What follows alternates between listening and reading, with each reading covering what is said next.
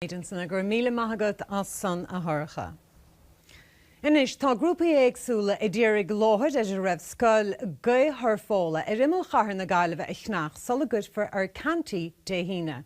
Tá an láthair zónálta ina láthid cathbhaimsire agus deir comhlúirí catharach gur curmú ama a bheitchan darbróirí an suíomh a Chnach.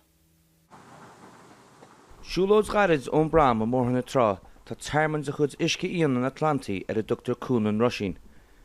Tá úsáid a bhaint as Chuan Rusheen mar Ionad Spóirt Uisce le 7 mbliana fí. Agus os cinn 25 míle duine tar éis ceachtain díol a réimsí difriúil Spóirt Uisce thar na blianta.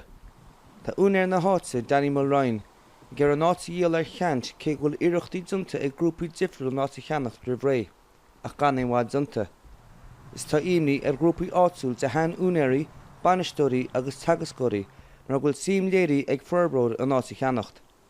Díol tá an scoil gaothurfala atá ar acra go leith talúna. Tá coppla daoine beanna snús ó tásúla muisce bhfuil taile móir tásúlam go gáise breis mai go leor. Tá grúpa feachta spunaí ag grúpa áitiúil, save Rusheen Bay.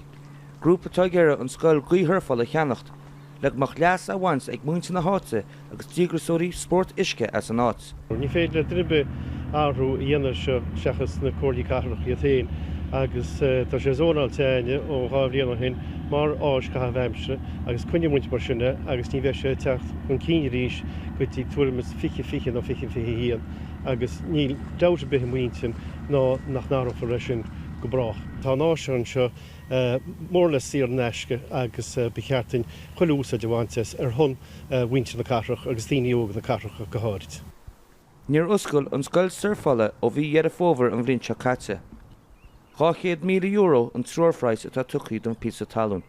Tá sé fátamach ag Nuacht TG4 ghfuil an dara tairiscin stunta ag núpa feachtais save Rusheen Bay agus gúil se os céanam frais atá ar ghearra. Is ag meán léad a híine a chur tús leis an caint.